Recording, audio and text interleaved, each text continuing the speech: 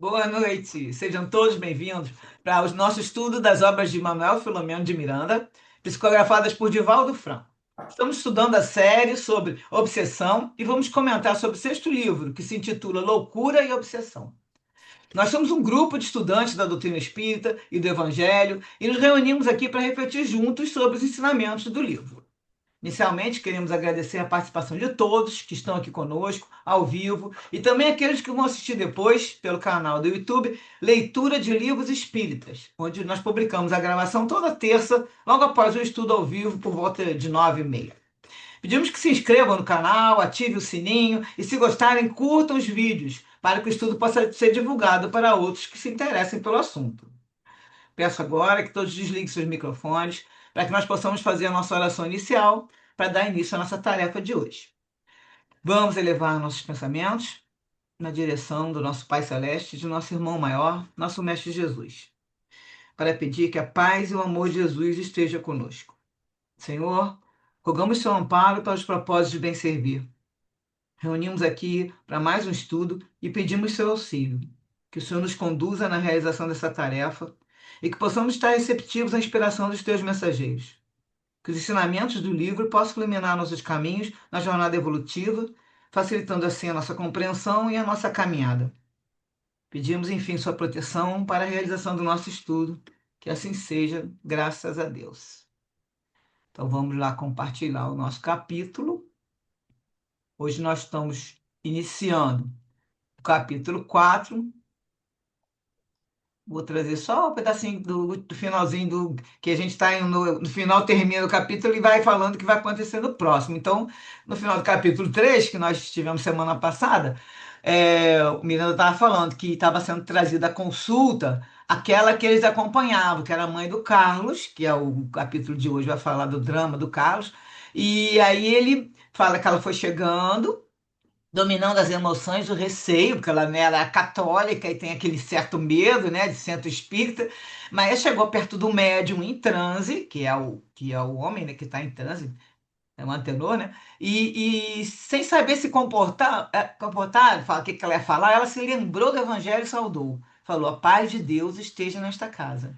A mensageira, que é a entidade, né, que é mereciana, foi lá, agradeceu com palavras de ternura e o colóquio teve início. Então, hoje, no estudo 5, estamos aqui com capítulo 4, Drama de Carlos. Então, ela vai contar que, ela, não, Miranda que está contando ainda, que na sala contígua continuava o culto, ao som das palmas e dos instrumentos de percussão, durante o qual as comunicações mediúnicas prosseguiam ruidosas e incessantes. Então, lá acontecia lá aquele culto que já estava acontecendo antes, e eles entraram para uma salinha, né, para ser atendido. Estimulada pela entidade, né, pela merecendo a narração do problema, a viúva, que chama Catarina, se lembrarem, referiu-se à sua condição de católica e, para ser honesta consigo mesma, informou que receava estar pecando. A interlocutora espiritual, muito conhecedora dos conflitos humanos e apiedada da ignorância dos homens a respeito da vida, argumentou afável. Deus é o Pai Criador e está presente em todos os setores da sua criação. Do contrário, não seria onipresente, conforme declaram todas as crenças religiosas. O pecado tem origem no mal que se pratica, jamais no bem que se busca. Esteja desse modo tranquila e prossigamos. Então a Catarina vai contar. Trata-se do meu filho Carlos, que é portador, segundo os médicos, de uma doença denominada esquizofrenia catatônica, considerada incurável.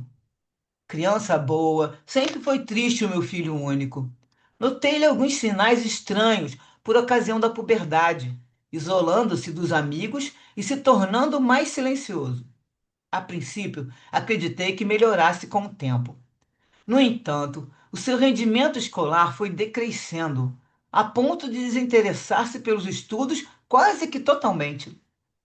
Com a morte do pai, o caso se agravou e, mesmo com a assistência médica cuidadosa a que foi submetido desde os primeiros sintomas, encontra-se hoje desenganado, em deplorável condição. É possível imaginar-se o meu sofrimento, adicionado à viuvez.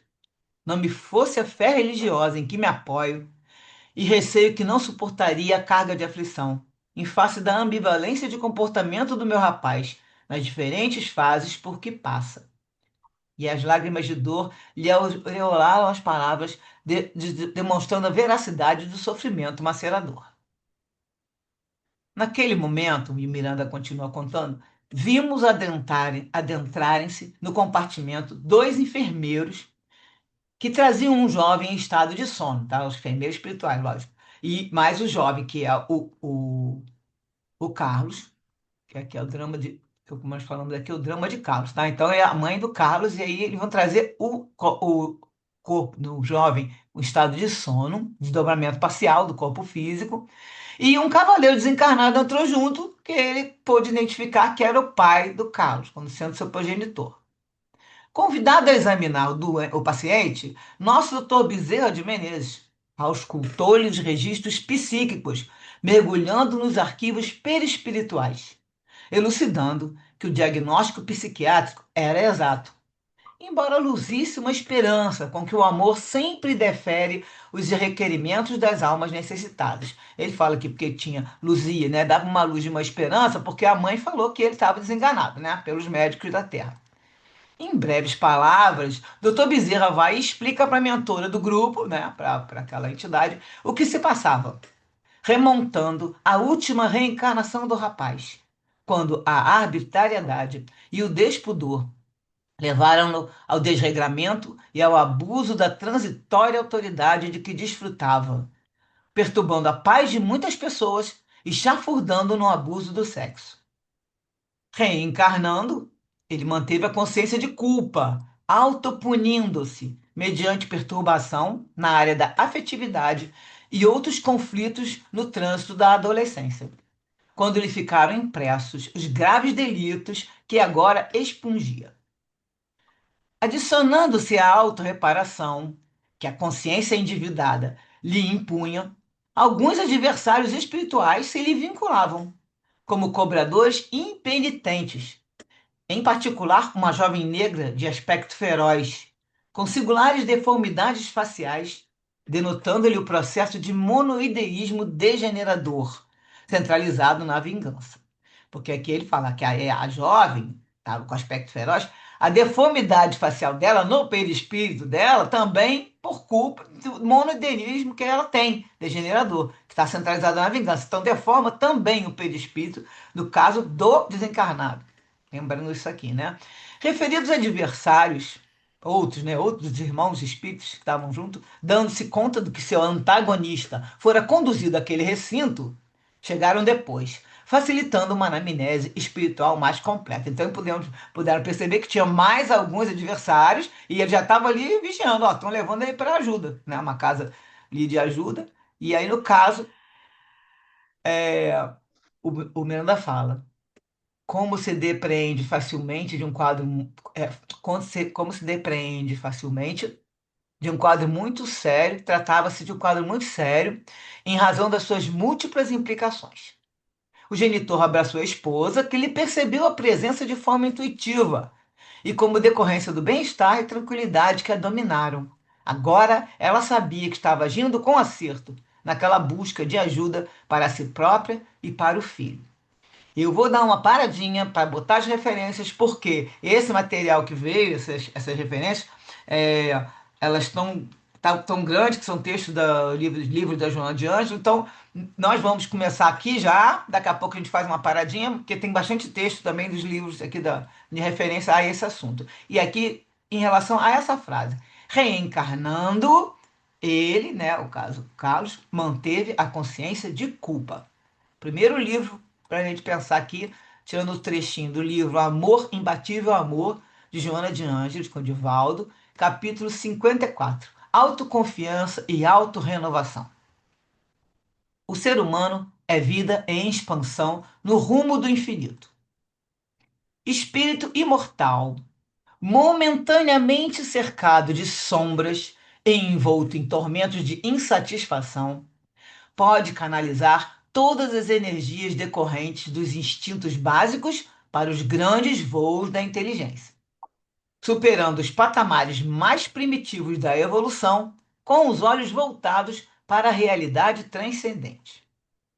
Esse ser imortal, espírito imortal, que parece insignificante e, não poucas vezes, faz-se mesquinho ante a grandeza do cosmos, agiganta-se e descobre as infinitas possibilidades que lhe estão ao alcance, participando ativamente do concerto geral, não mais pelos impulsos, senão consciente da grandeza nele existente, que aguarda somente o desabrochar. Então, quando ele toma consciência, né, o espírito ele começa a participar ativamente, né, quando ele toma consciência, inclusive, da grandeza que existe, né, agora não só pelos impulsos que nós temos, mas pela aquela consciência para poder desabrochar essa grandeza, né?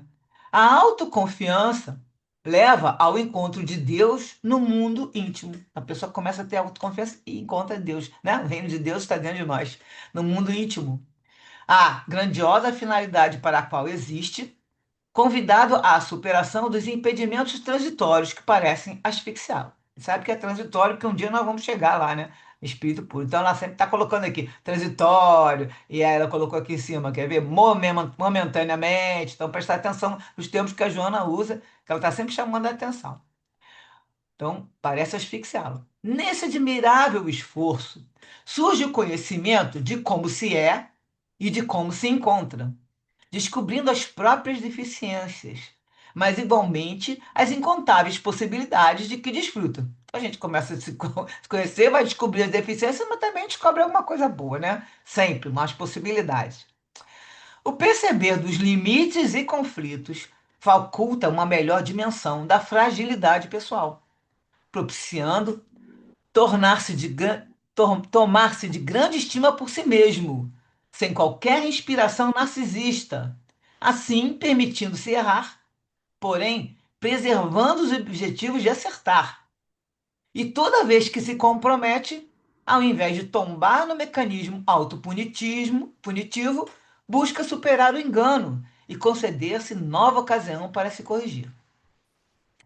Não se detendo na autocompaixão perturbadora como inútil, antes, se motiva para crescer e alcança os patamares psicológicos mais elevados, identificando-se com a causalidade única em tudo vibrando. Este empreendimento dá-se através da autorrenovação, quando surge a necessidade de modificar os planos existenciais, face à descoberta do diferente significado e modo de viver. Então aqui ele está colocando como a gente pode ver que tem tudo para se melhorar, né? Agora no capítulo 58, o título é Impulso Doentio e Perverso. Na verdade, lá na live que eu vi, elas colocaram esse trecho que eu falei aqui antes, colocaram depois desse capítulo. Mas eu preferi colocar na sequência do livro, que realmente isso que ela estava falando, que nós vamos chegar e vamos conseguir, é depois do que ela vai colocar aqui desses impulsos doentios perversos. Então agora vamos ver que o equilíbrio da personalidade resulta do fenômeno de integração do ego com o corpo sob o comando da mente. Então, essa frase é bem profunda, né? Me fez pesquisar um pouquinho sobre o que é ego. Eu vou falar aqui agora o que eu achei e depois eu vou pedir a complementação da Sandra para me dar uma ajuda. Primeiro, o ego, ele é o centro da consciência inferior. É a soma total dos pensamentos, ideias, sentimentos, lembranças e percepções sensoriais.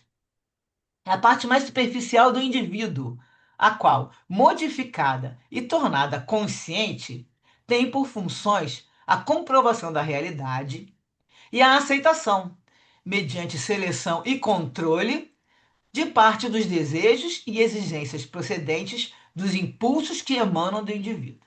Então, o ego vai aqui ele coloca aqui, ó, vai ter aceitação dos desejos, exigências procedentes do impulso do impulso do indivíduo, mas mediante uma seleção e controle, né? Nele se encontram, portanto, os impositivos dos instintos, que se derivam do princípio do prazer e pela compulsão ao desejo.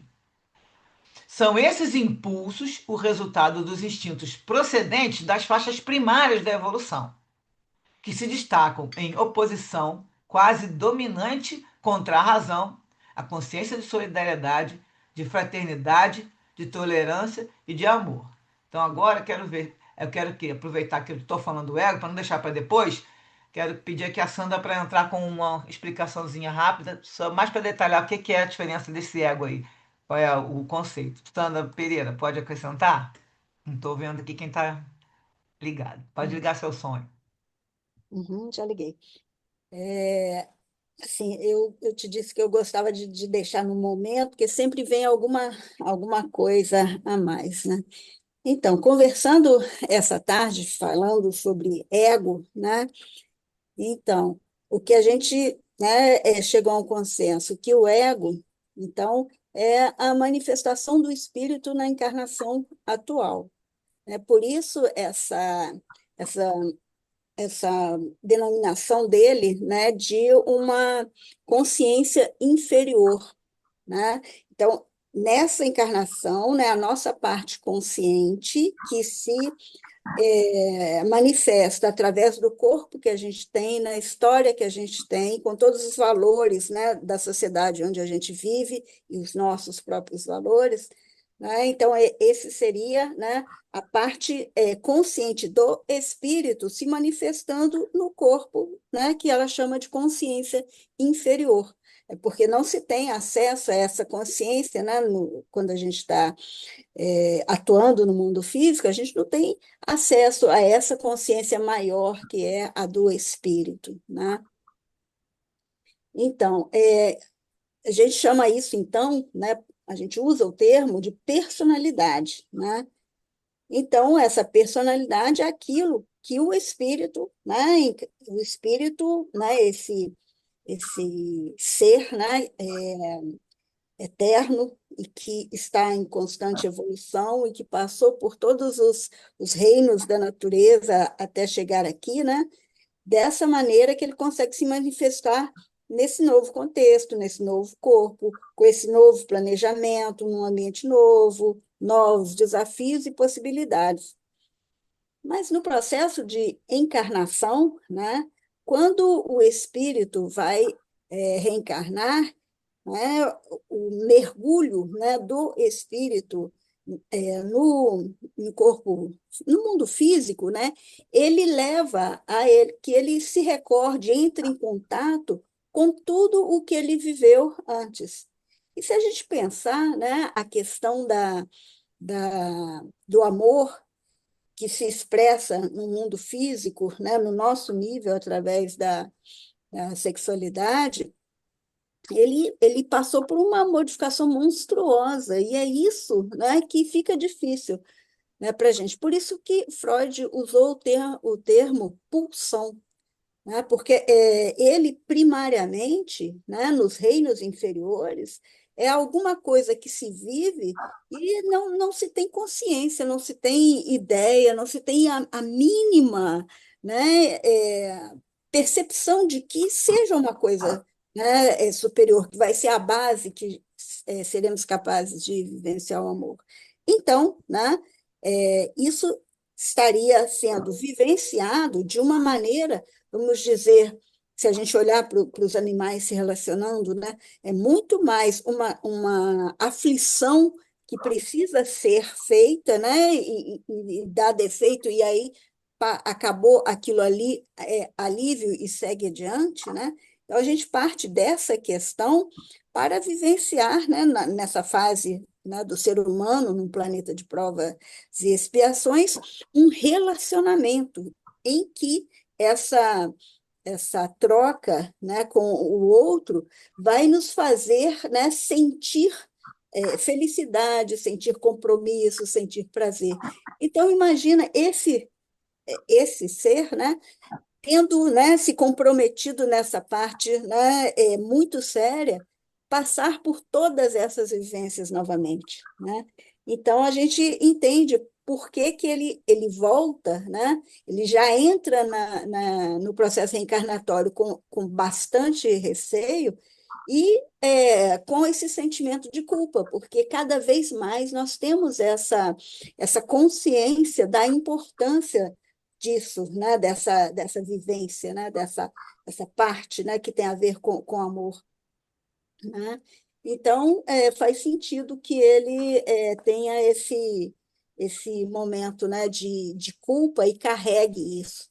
Quando a gente consegue, né, superar isso, e começar a sentir essa compreensão de si mesmo, né? E então ver que essas oportunidades são oportunidades para você fazer diferente, e então você se aceita com as suas dificuldades e passa, né, a vivenciar mais com menos culpa, vamos dizer, né? Essas vivências anteriores, então a gente consegue seguir numa situação mais calma.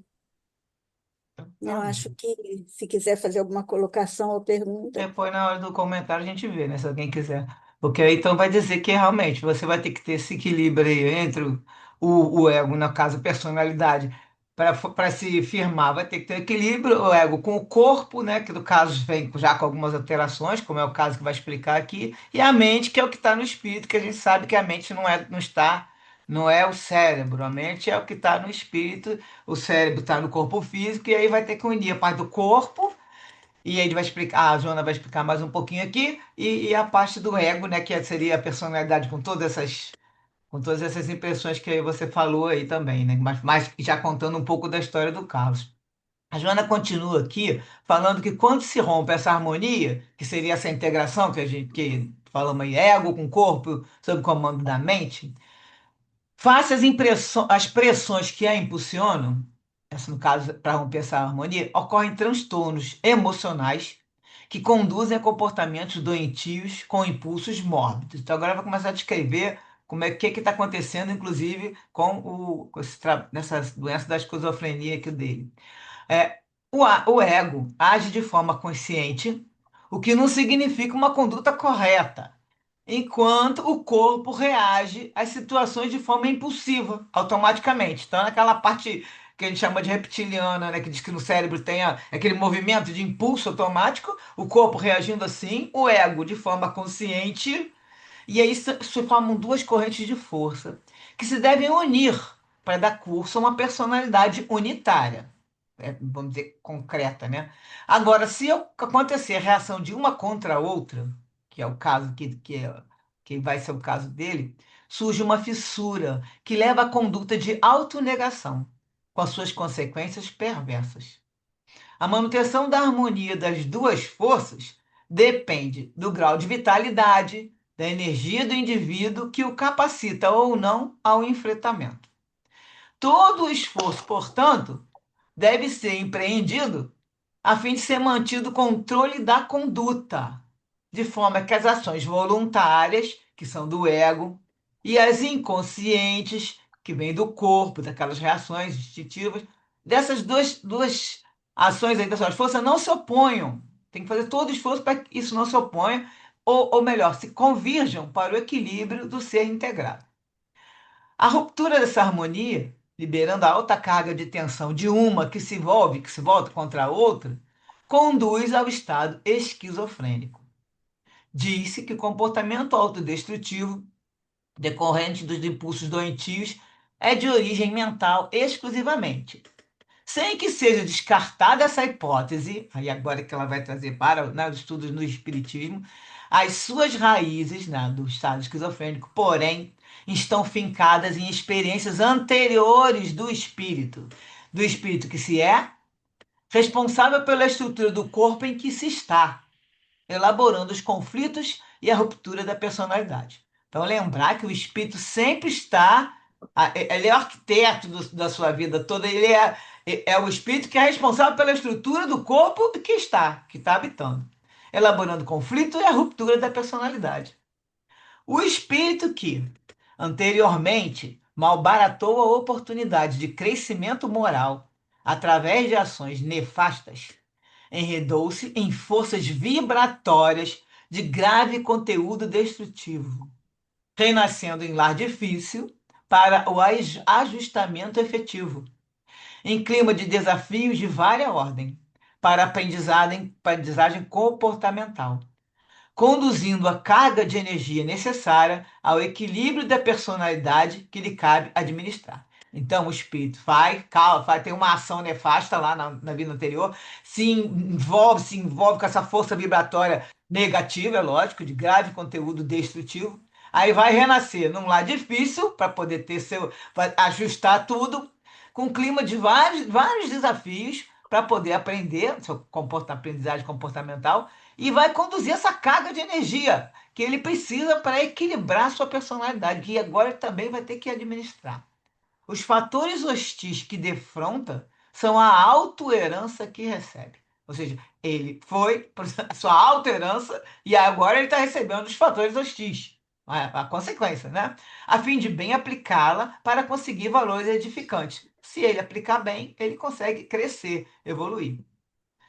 Na contabilidade desse espólio, encontram-se saldos negativos, sob a fiscalização atenta daqueles que foram lapidados e aguardam oportunidade para a cobrança. Ou seja, enquanto isso, ele tem vários saldos negativos e estão de olho seus adversários, todos ali, aqueles que foram lapidados, que estão aguardando o momento de cobrar, ou seja, vingança, seja ela da maneira que eles forem fazer.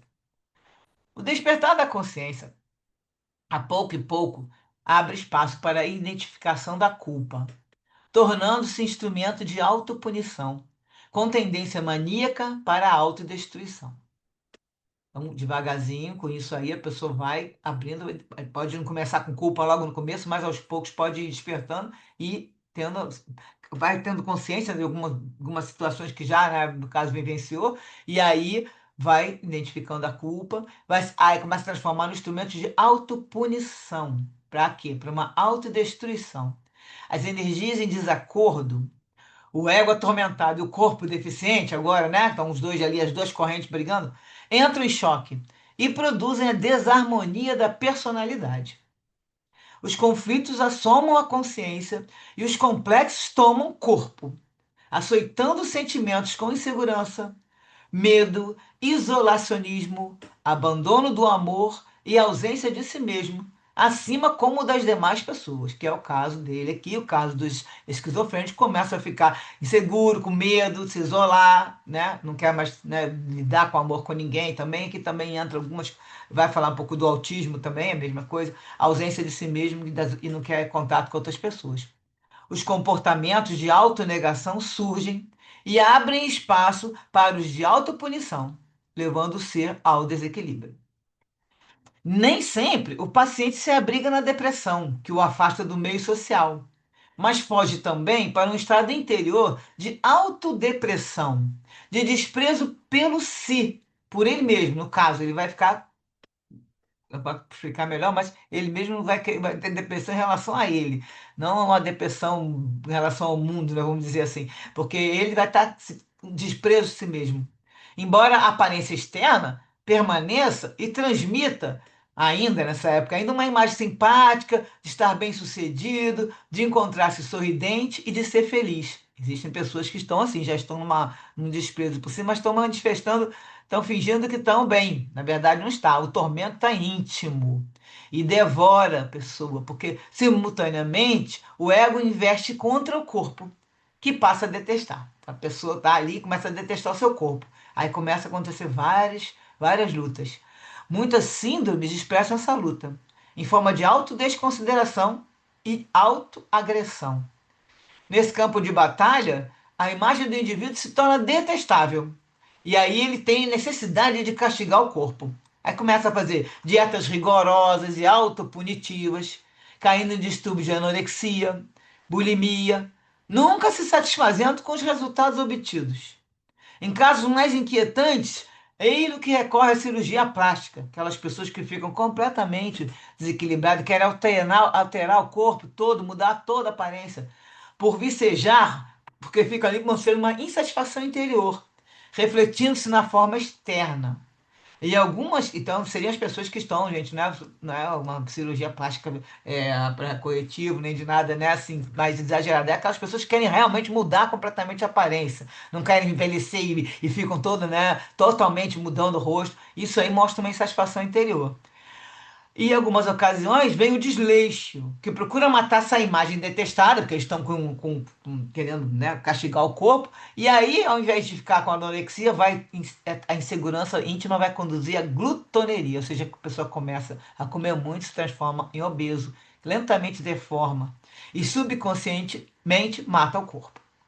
Então, a perda de identidade, nesses casos aí, que está mostrando assim, passo a passo de como chega, né, a sequência de alguns sintomas da esquizofrenia também, tudo, essa perda de identidade decorre da fragmentação da personalidade, causando danos profundos à conduta, que se extravia dos padrões sociais aceitos, adotando atitudes grotescas. Então, também tem um grupo que vai se alienar, buscando nas suas fugas aceitações exóticas, em clãs hippies, punks, skinheads equivalentes, e aí aqueles grupos formam aquele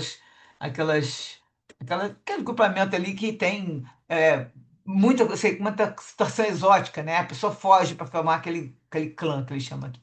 Também tem o alcoolismo, o tabagismo, consumo de drogas, o desvario sexual ou a autocastração violenta que deterioram o corpo e a personalidade, enquanto o ego implacável se consome nessa luta infeliz. Tudo isso aqui é uma fuga, né?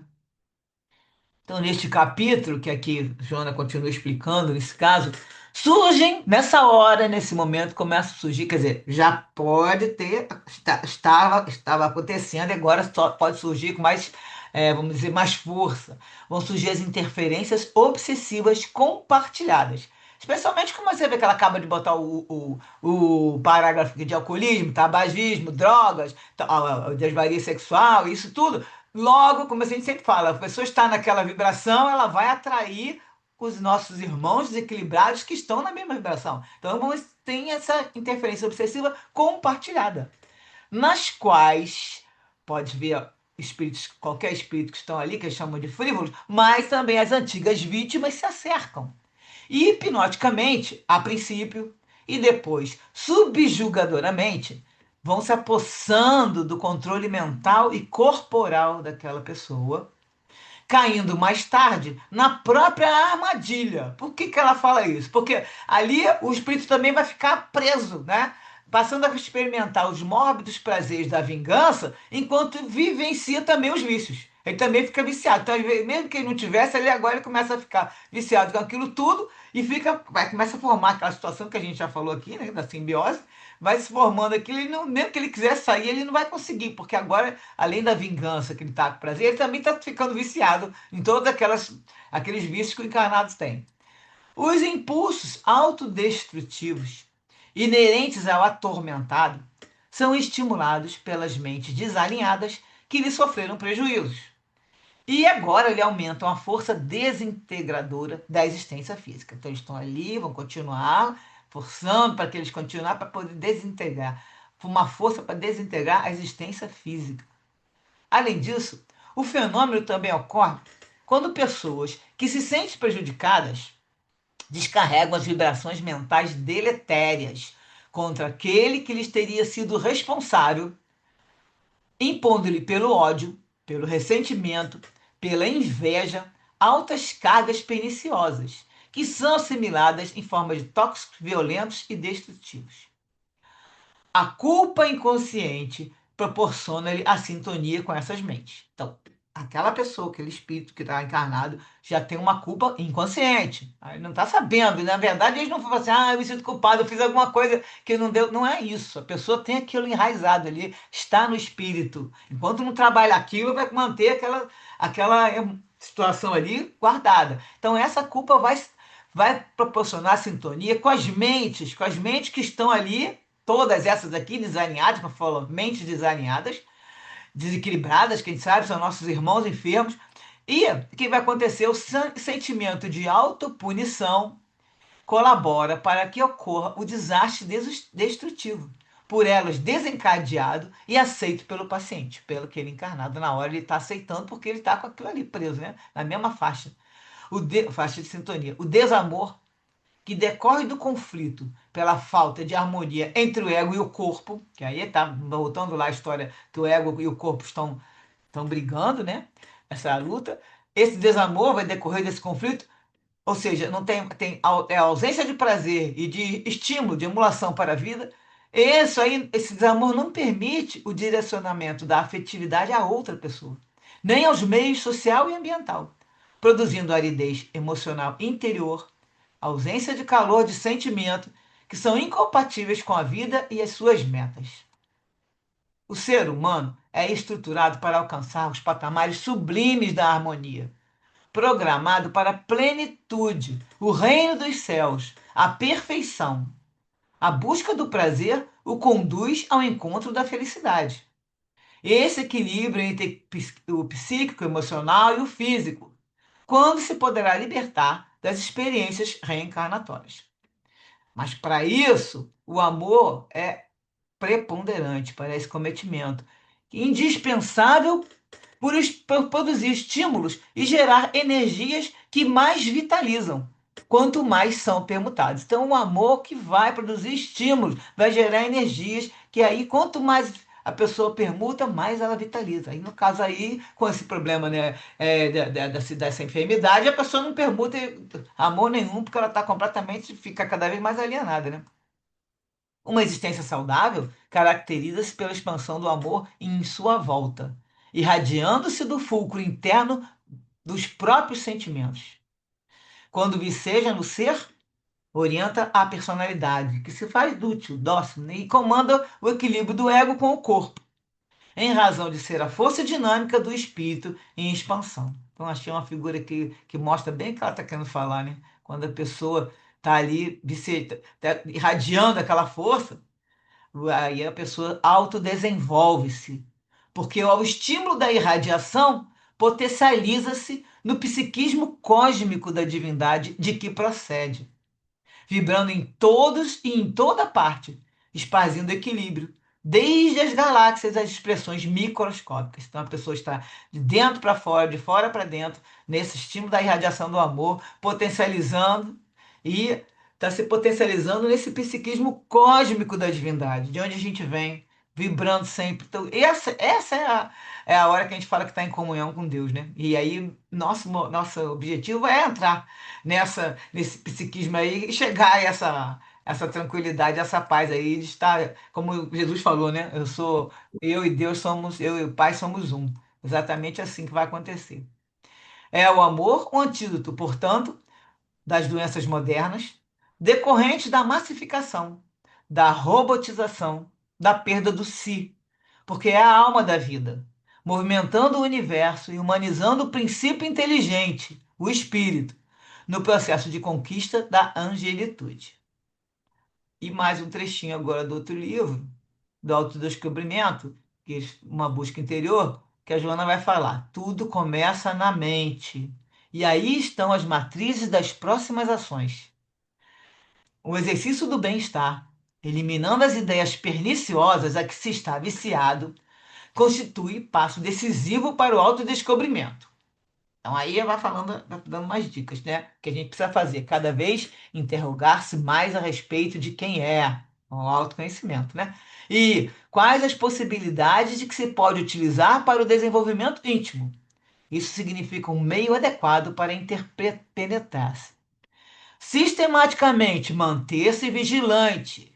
E dar umas dicas aqui, principalmente contra os hábitos prejudiciais da autocompaixão, para quem gosta de, né, ficar se vitimizando muitas vezes, da censura ao comportamento dos outros, ou seja, a hora da fofoca, que a gente faz os comentários fraternos falando do comportamento dos outros, a gente tem que manter vigilante aí quanto a isso, da autopunição e autodesvalorização, quando a pessoa pede desculpa por tudo e fica lá se desvalorizando muitas vezes, né? Falar, eu sou burra, eu sou isso, ou então se autopunindo aqui, né?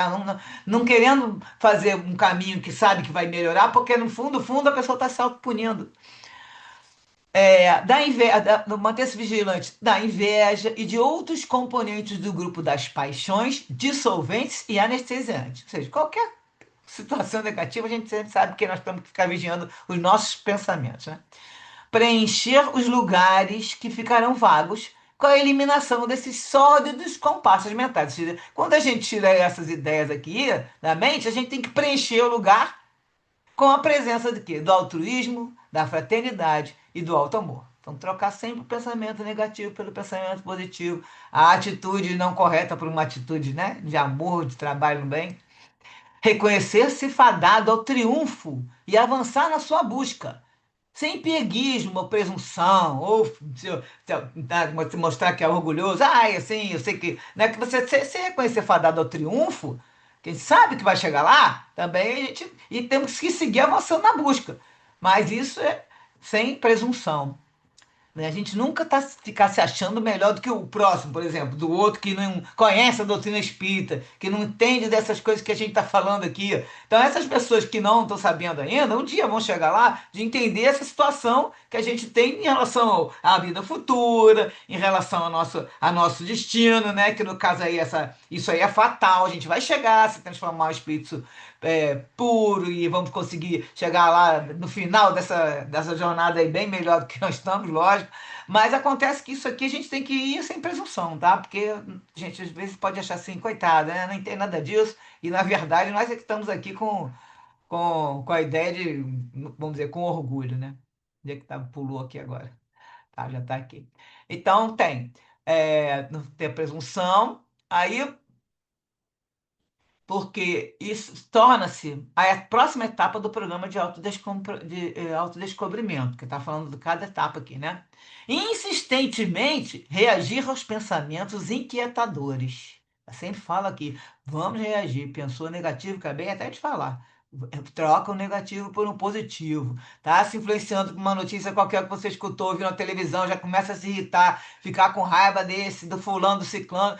Troca por uma situação elevada, um pensamento nobre, porque se você se deixar, você vai entrar nesse redemoinho.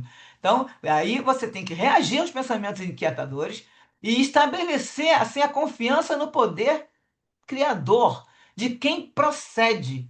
Então a gente tem confiança no Pai, confiança em Deus, nas leis de Deus e em si mesmo também. Não adianta você ficar ali e entrar uma baixa autoestima que não adianta nada. Tem que ter confiança em si mesmo também, que você vai conseguir, gerando harmonia e coragem para os enfrentamentos. Certo de que está destinado à glória estelar que alcançará a esforço pessoal. Ninguém vai receber uma graça divina da mão. A gente sabe que nem Jesus salva ninguém. Nós é que vamos nos salvar conseguindo os ensinamentos de Jesus. No caso, a nós aqui, que temos essa ideia. Mas cada um segue um caminho, né? Estava até escutando outro dia aí, o pessoal, ninguém, até um judeu falou assim: eu não acho que todo mundo tem que seguir Jesus, você tem que seguir o bem. E aí a pessoa que está na doutrina e é cristão vai seguir o que Jesus ensinou, mas existem outros. Vieram, inclusive os enviados que vieram por Jesus, que Jesus enviou vários, né, vários emissários que trouxeram a mesma mensagem, e aí a pessoa vai alcançar a esforço pessoal. Vai chegar lá, sim, no momento que a gente conseguir se encontrar na glória estelar, como estamos destinados à glória estelar. Joana fala isso. Então agora nós vamos dar uma paradinha aqui para poder comentar. Estamos até com uns minutos avançados aí. Vamos lá, vamos ver o que vocês estão achando e se tem alguma dúvida.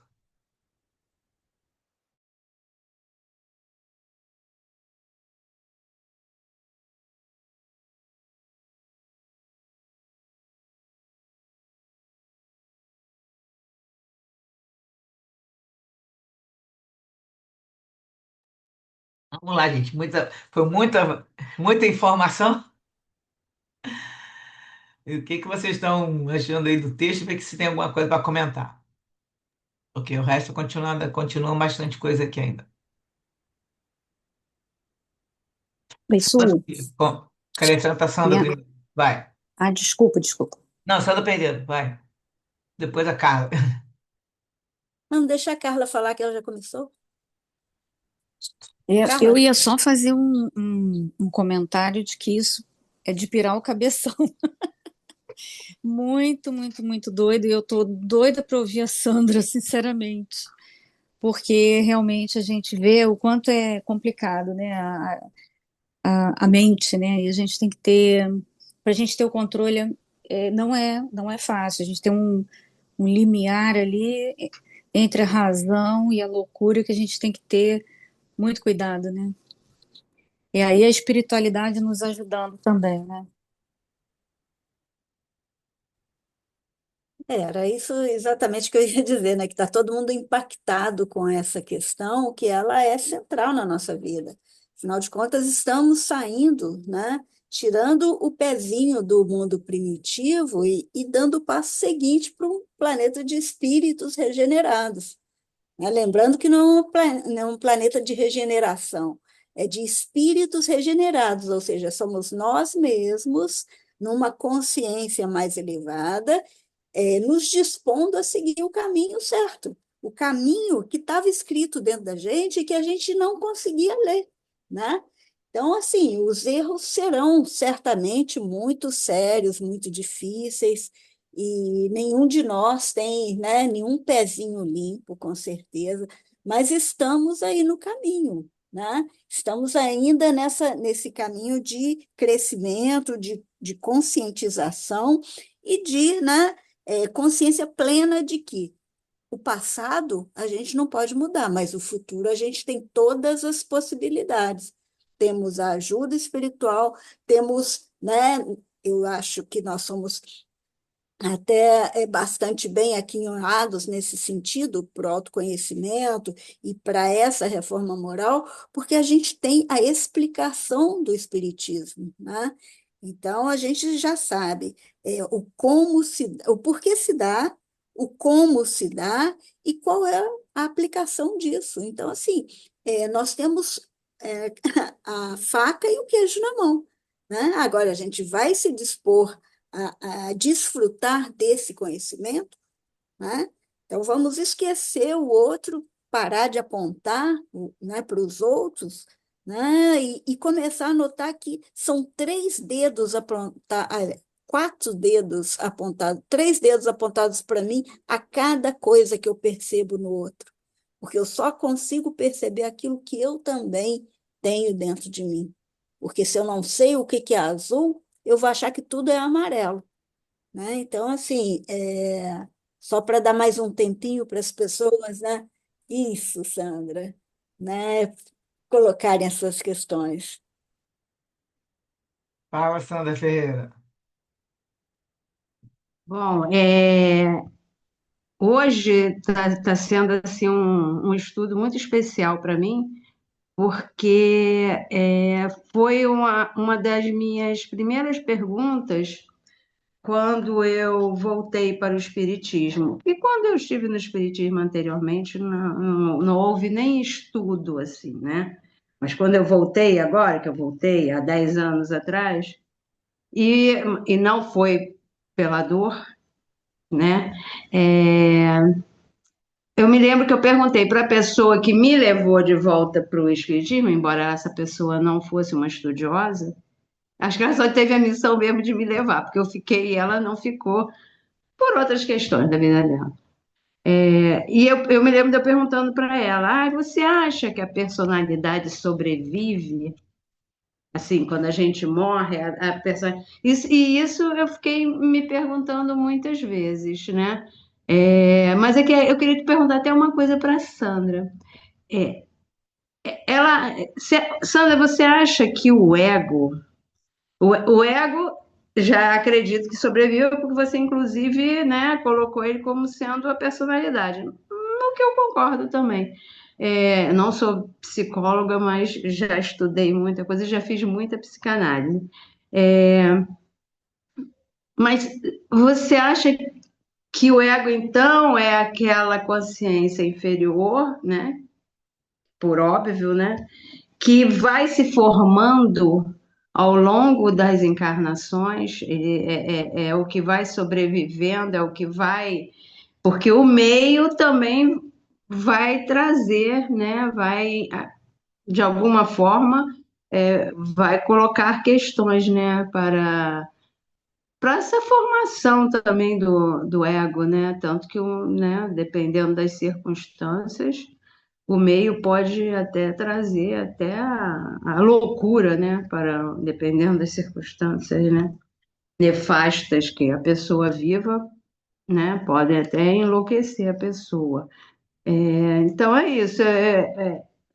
No caso, né? Essa estrutura psicológica que Freud, né, colocou de ego, id e superego, isso sobrevive por conta da mente? A minha pergunta é essa. Eu tenho muita curiosidade, né, dessa, porque aí quando eu me perguntei isso, eu fiquei pensando, poxa, se sobrevive, eu preciso investir muito, né, em trabalhar, né, essas questões, né, porque vai acompanhar, né? E também é uma pergunta, mas eu só queria colocar uma coisa. Esse estudo de hoje também me levou a me lembrar de pensamentos meus quando eu era até, ainda pode se considerar uma criança, né, entre 10 12 anos, em que eu percebia tendências em mim que eu não teria nem como exercer. Então eu atribuo isso a lembranças, né, de outras encarnações. E isso, assim, eu me lembro nitidamente de pensar, em ter consciência de que eu tinha aqueles instintos, mas que não eram, que eu também abdiquei de exercer aquilo, mesmo sendo tão nova, eu tive consciência. Eu acho que devem ser coisas que vêm muito forte, muito marcadas. É isso, falei a beça, mas a pergunta é essa. Sandra quer Eu responder queria. agora? Vou deixar para depois. Sandra Pereira quer responder a Sandra Ferreira? Posso, é, eu posso responder agora, até para a gente não perder, né? É, olha, eu não posso dizer que seja uma crença minha, mas vamos pensar em espiritismo, né? Se o ego se forma, né, com as condições que eu tenho nesta vida, com o corpo que eu consegui fazer nesta vida, com a família que me recebeu nesta vida, está tudo ligado a essa questão de hoje. Então, essa estrutura, quando a gente passa para o plano espiritual, essa estrutura só permanece como conhecimento, né? Então, fica aquela vivência em nós. E quanto mais tempo a gente passa na espiritualidade e outras vivências, a gente vai dissolvendo essa maneira de ser, né? Esses conceitos, essas necessidades, porque o que fica é do espírito, né? Então, em outra vida, você vai construir uma outra oportunidade, uma outra maneira de poder se expressar no plano físico. E aí será outra família, ou a mesma família espiritual, né? Mas assim, em outras condições, para desenvolver outras coisas, mas tendo sempre por pano de fundo as suas necessidades, as suas vivências. Então, você não pode dizer que o ego continua existindo, que você carrega o ego de uma existência para outra. O que você carrega são as suas experiências, os seus valores e, evidentemente, o resultado de tudo que você fez, né? Mas o ego, como estrutura, não vejo possibilidade dele continuar, não. Então, eu quero só acrescentar aqui, porque vocês estão falando de ego e de superego, só que a Joana de Anjos, ela trabalha muito com ego e com o self. E quem é que traz tudo é o self, porque ela fala, se fala que o self, ele é o espírito, ele representa o eu maior. E o ego é aquele que interage com o mundo, servindo de veículo para manifestar a ação e expressão dos desejos e objetivos do self. Então, na verdade, eu acho que a Sandra poderia pensar é que quem traz tudo, quem que traz toda a nossa história, de todas as encarnações, é o self, que ele está mais profundo. Aí esse sim seria o que está carregando toda a sequência. Que a gente nunca vai perder. Não é que a gente vai perder o ego, mas nessa existência, como que eu falei da história da personalidade também, foi até que falei com a Sandra, eu entendo muito que o ego ele é a personalidade de agora, dessa minha existência. Porque o self sou eu, seguindo, né, a vida, minha vida eterna aí, e o ego, ele vai nessa existência, eu sou essa pessoa com esse nome, nascida nessa família, tive esse envolvimento, e vai se formando a minha personalidade, que já é em função dessa existência, com todos os meus minha cicatriz no perispírito, com tudo que já está marcado, e o self está trazendo tudo. Aí como é que eu vou manifestar do self? No meu ego, né? Aí eu manifesto meus desejos que estão guardados lá, que eu já trouxe, né? Um vício de outra existência, uma deturpação de mente e as minhas chagas morais. Então, assim, a Joana trabalha muito, que eu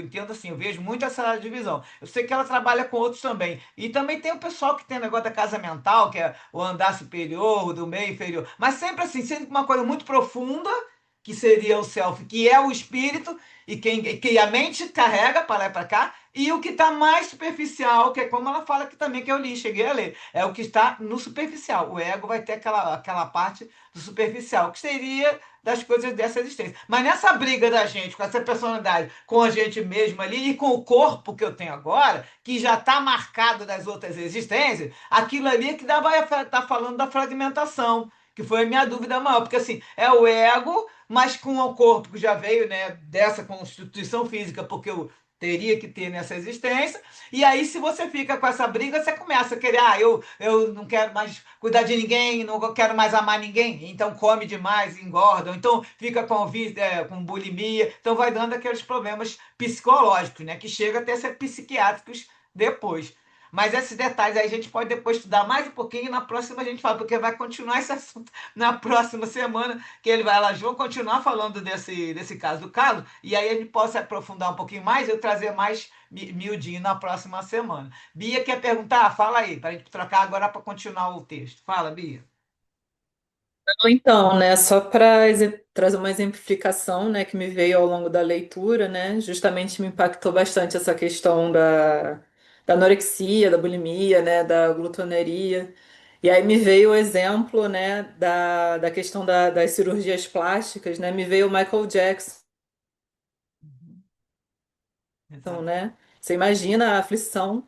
Você imagina a aflição dele, né? Eu me impactava muito. Falei, gente, uma pessoa, né, artisticamente brilhante, né? Como é que pode? O tempo todo tá se modificando, não se aceitando, não aceitando o corpo, né? Mudou da água para o vinho. É isso E mesmo. coitado, até desencarnou, né, em condições muito complicadas, né? Por conta, Por conta né, daquela. desse tremendo desequilíbrio, dessa tremenda dor que ele sentia, né? Imagina a Então, só para quantidade de exemplificar mesmo, né? conflitos. Também pensei nele durante o É, estudo. os conflitos íntimos que tinha, né? E acabar que com certeza também Veio tinha assim na hora ele, problemas né? espirituais ali envolvidos, mas que ele, coitado, foi seguindo naquele caminho e aí pronto, acabou que desencanou justamente o que dizem por causa dos remédios que, né, que tomou demais, né, que tomava demais para Sim. aguentar toda aquela sequência ali. Realmente, é um bom exemplo. Uhum. Gente, vou continuar só para a gente ver se a gente consegue mais um bocadinho. Porque que a gente está falando aqui agora, nós não vamos ficar correndo com estudo para ter que ter um capítulo por vez, coisa e tal, porque realmente agora a dinâmica lá da live que a gente está acompanhando, ela está dividindo cada capítulo em duas partes. Então, eles estão mais assim, mais detalhados, né? Estão indo com detalhes específicos em cada situação, então a gente vai seguir o ritmo, porque nós não estamos com pressa, nós estamos aqui para estudar e aprender, né? E, inclusive, aprender com exemplos os exemplos do livro para que a gente possa aplicar na nossa existência, né? Então, continuando o texto ali, o que aconteceu? Quando o doutor Bezerra passou para a Emereciana, né, aquela entidade que está atendendo ali, toda a história do Carlos, ela não ia contar aquilo tudo para a mãe dele, lógico. Então, aí continua o trecho, Miranda falando. Inteirada do panorama espiritual de Carlos, a entidade, mais uma vez revelando sabedoria, filtrou a informação recebida, transmitindo somente o que a cliente podia assimilar. Então vamos ver a conversa das duas agora. Aí ela fala: o menino está sob superior amparo, que zela por todos nós, em justo processo de resgate de faltas graves. Está falando isso uma senhora católica. Aí ela responde, coitadinha da Catarina, fala: mas que eu saiba, ele não cometeu qualquer deslize que justifique esse sofrimento. E a entidade fala: certamente que não o fez na na atual existência corporal. O homem, porém, não realiza apenas uma experiência física no seu processo de evolução.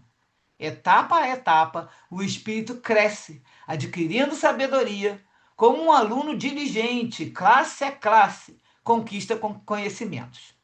O tempo sem fim da eternidade não é vencido de um salto. Assim, lentamente, todos nós, pelo processo da reencarnação, adquirimos os valores de enobrecimento que um dia nos tornarão ditosos.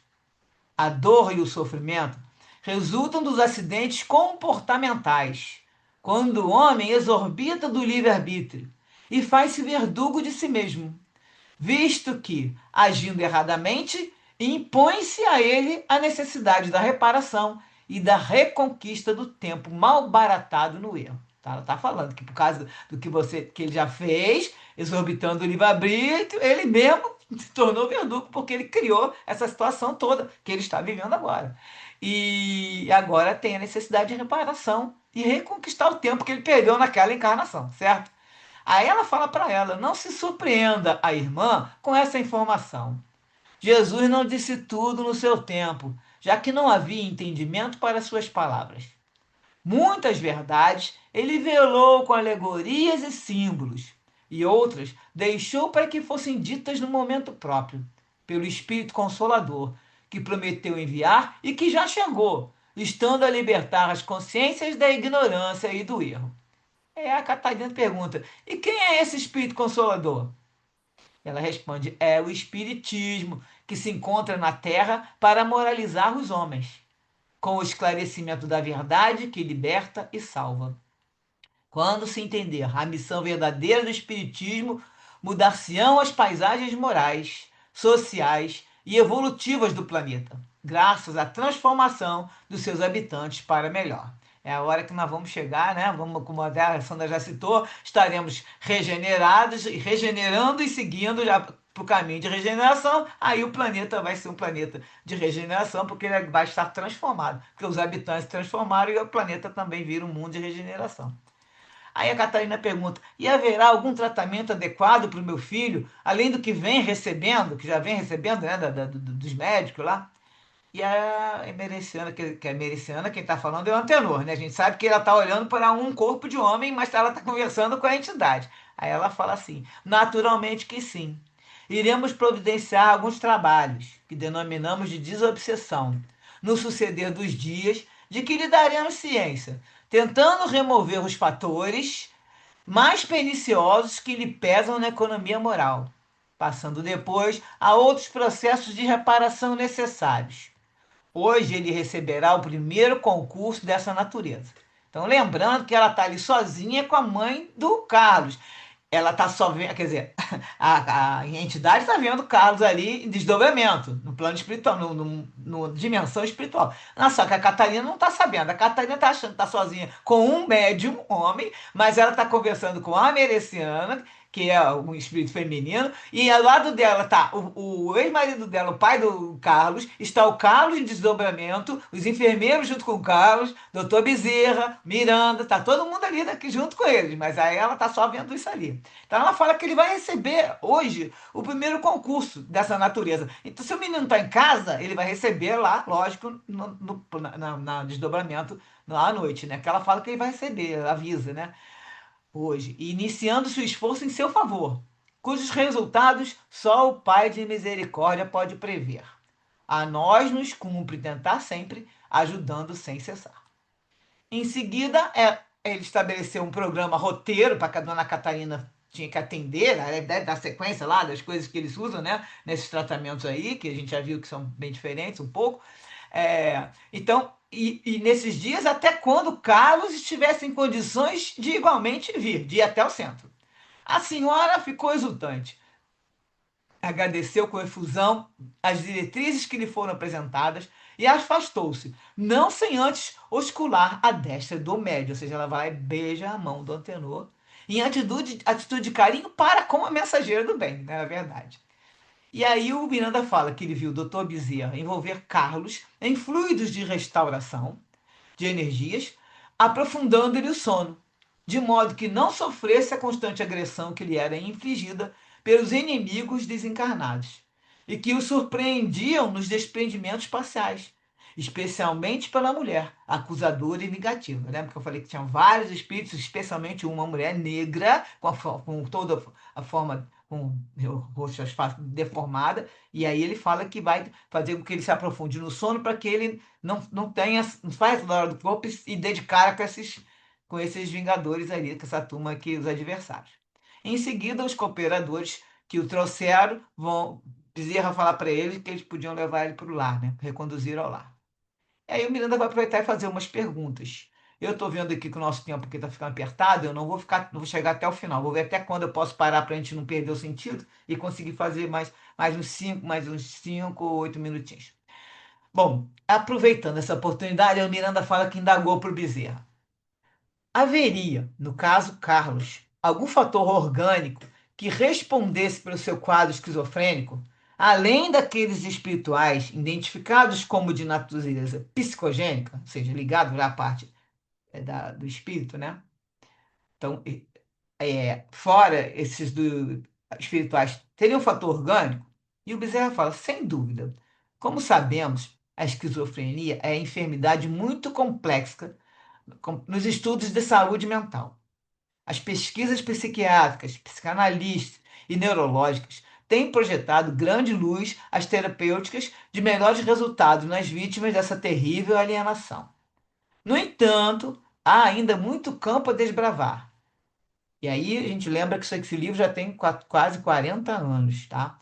Então de lá para cá pode ter acontecido algumas mudanças, mas o pessoal continua ainda, né, tendo a facilidade de aprofundar, como o doutor Bezerra vai falar agora. Por quê? Porque tem muito que desbravar em razão que as origens profundas se encontram íncitas no espírito que delinque. O doutor Bezerra vai falar sempre isso. Nós já estamos aqui no 6º livro que a gente está estudando da série Obsessão, e ele sempre coloca que o espírito é o responsável pelas doenças que ele tem, de uma forma direta ou indireta. Ou ele traz de outra existência aquilo ali já marcado, ou ele tem uma situação que ele forma na mente, começa a ficar com uma monoideia e por aí vai trazer a sua doença. Então, o espírito é quem é o responsável em tudo, não é só por causa das doenças, não. A gente está colocando aqui em função da doença.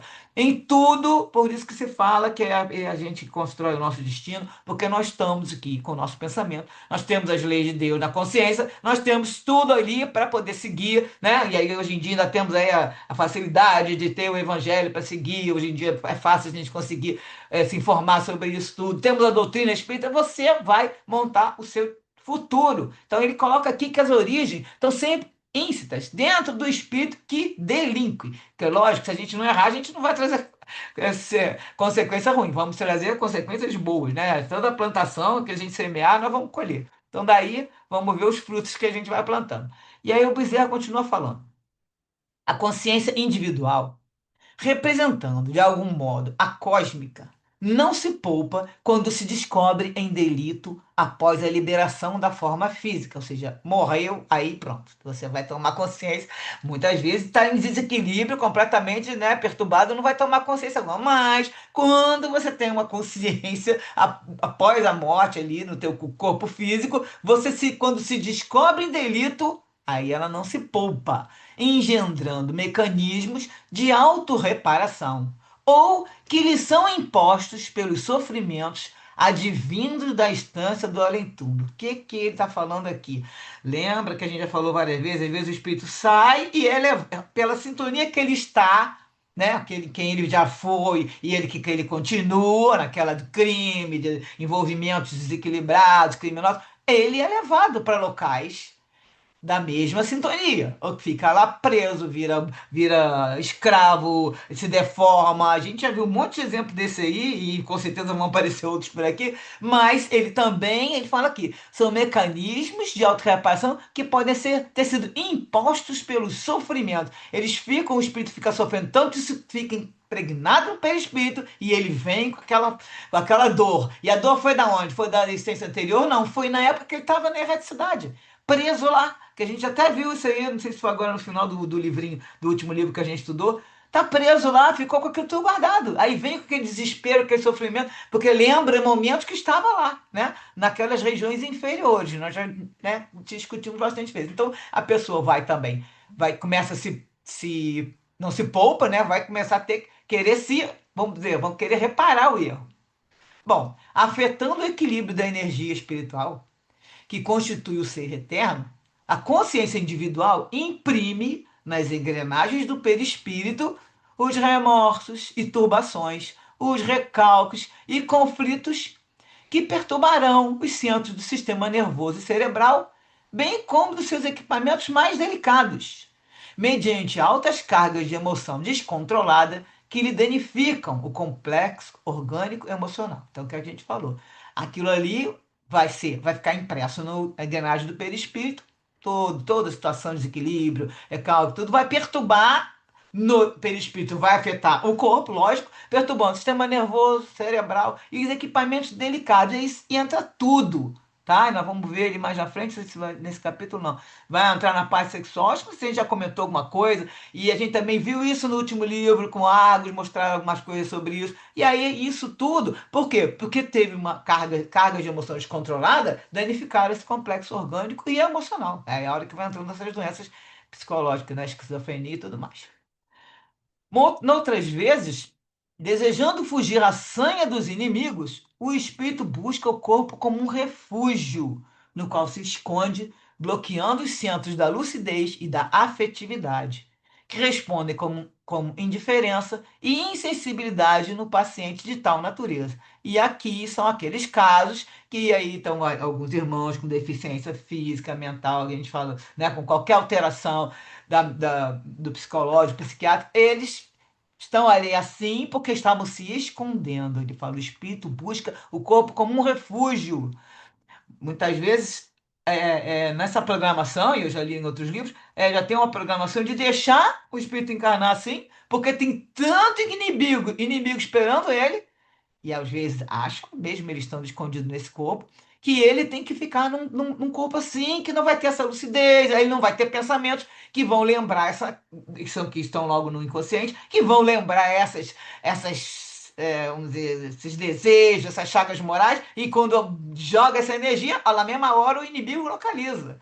Então, esses são os problemas que acontecem, que aí às vezes o corpo está lá, o espírito está no corpo todo, sem consciência de nada, que a gente olha, a gente não vê, né? E bloqueando centros de lucidez e afetividade, mas que ele, por quê? Para que ele não pense, não lembre, nem que o espírito se manifeste ali, para que não vá atrair de novo os inimigos. Então está querendo fugir. Esse é outro exemplo que o Miranda não, o Bezerra está falando com o Miranda aqui.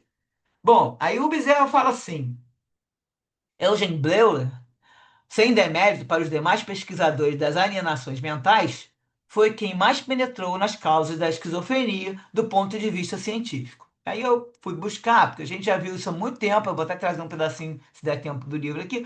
Nós já vimos sobre esquizofrenia lá no livro Guilhões Partidos. E aí eu lembrei de que tinha, esse aqui também foi procurar saber quem era o Bleuler, já tinha esquecido, né? Esse médico aqui, Paul Eugen Bleuler. Ele é da época de, ó, nasceu no ano que estava saindo a doutrina, né? O primeiro livro dos Espíritos aí.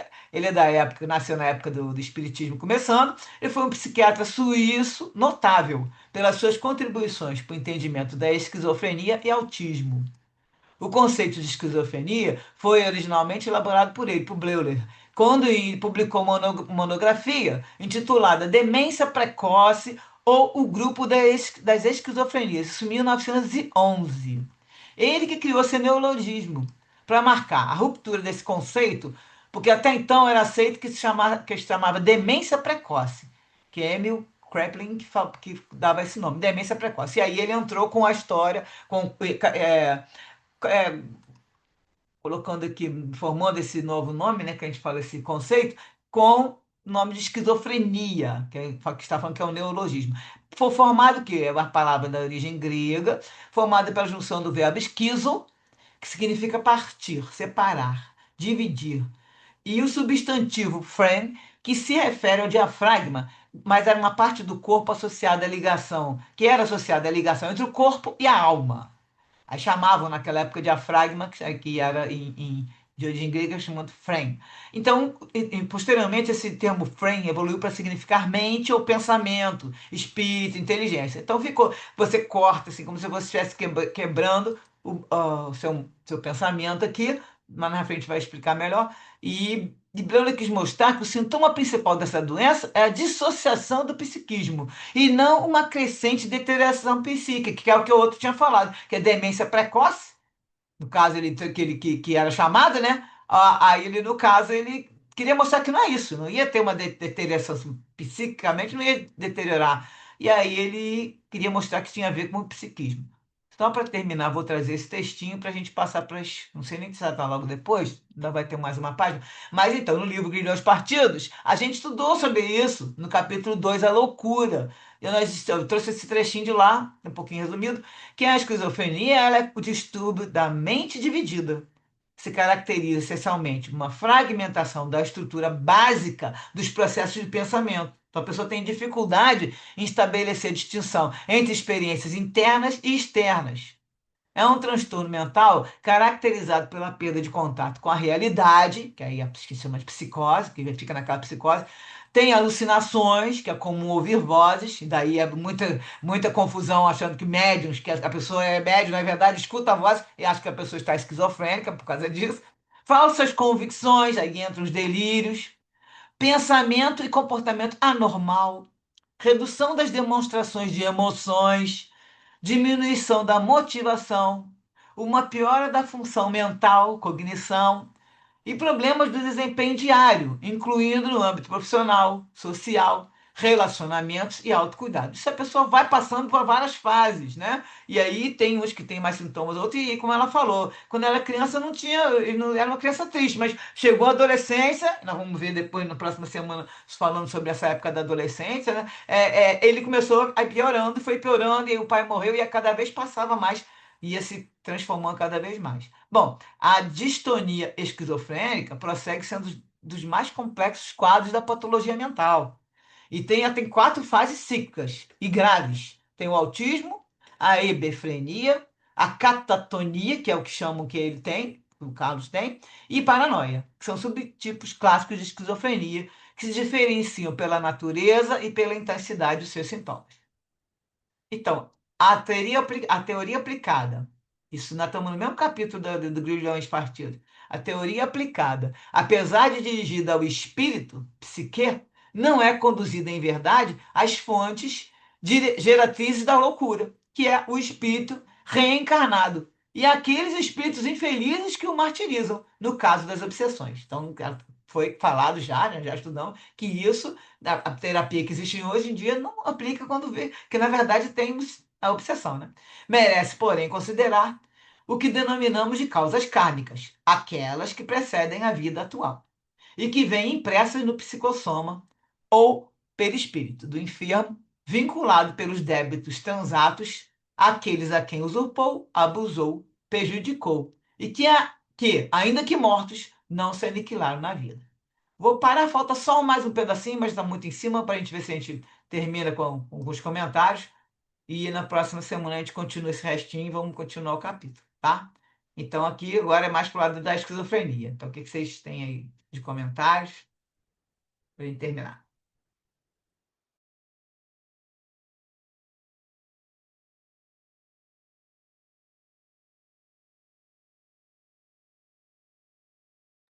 É interessante, né, essa questão, né, de um médium. Isso era muito comum, né, antigamente, né, achar que a pessoa era esquizofrênica quando na verdade ela tinha uma mediunidade, né? Então a medicina já avançou muito nesse sentido, né? Porque hoje em dia e não é só a medicina, né? O fato de estarmos mais integrados, né, as religiões e tudo, isso facilita, mas ainda hoje existem situações em que a pessoa é considerada louca, né? A própria pessoa não aceita que é alguma coisa relacionada à espiritualidade, né? Então, quando se considera doente, se considera louca, tem gente que até pira mesmo, porque não consegue, não estuda, não tem conhecimento, né, do que é a mediunidade, então enlouquece mesmo, né, rejeita, tem medo, e aí começam os distúrbios psiquiátricos, né. Mas é interessante que é colocado isso, porque nos tempos lá atrás, né, nos séculos passados, as pessoas eram consideradas loucas, né? No caso aí foi falado que é esquizofrênico, eu achei bem interessante porque é por aí, né? Porque às vezes a pessoa é médium psicofonia, né, médium audiente, aí pronto, está esquizofrênico, na verdade é uma mediunidade que está sendo desperdiçada num diagnóstico equivocado, né? Mas nos dias de hoje, isso infelizmente ainda acontece com algumas pessoas, não é totalmente, isso não acontece como era antigamente, mas infelizmente ainda acontece, né?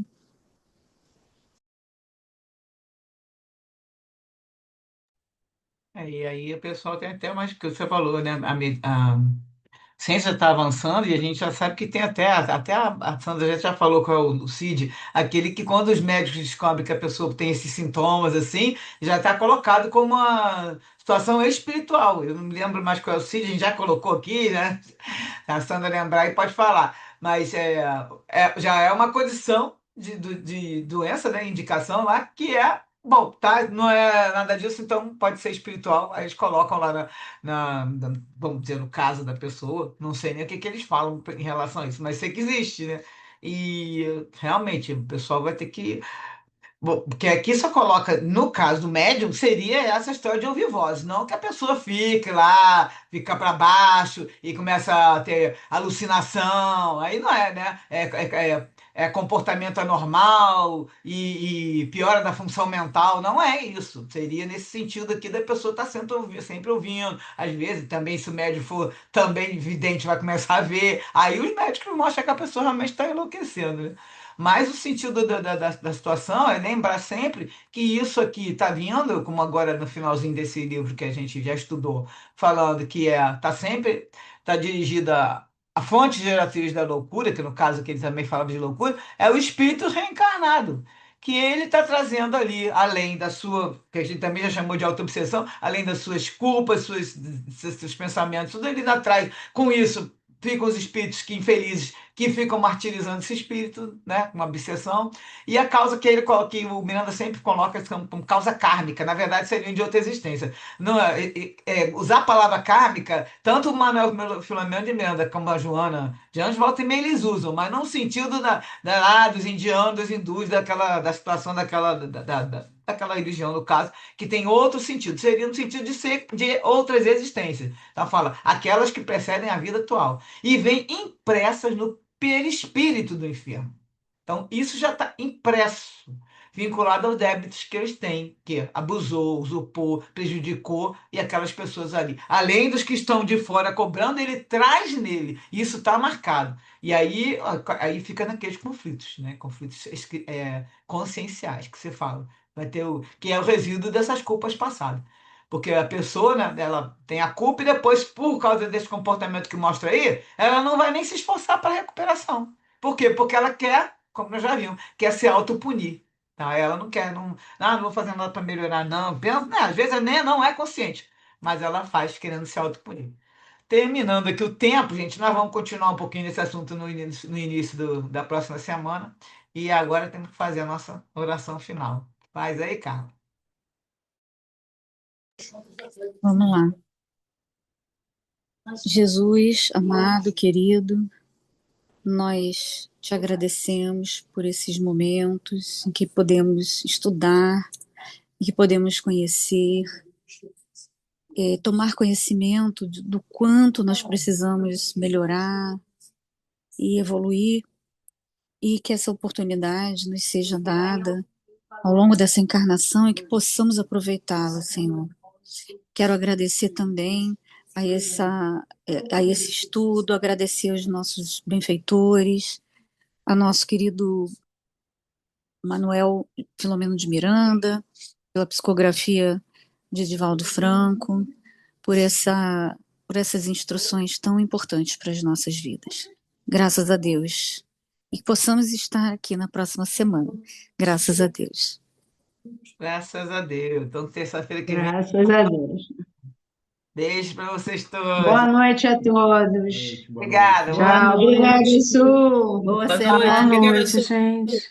Boa Tchau. noite, gente. Boa semana.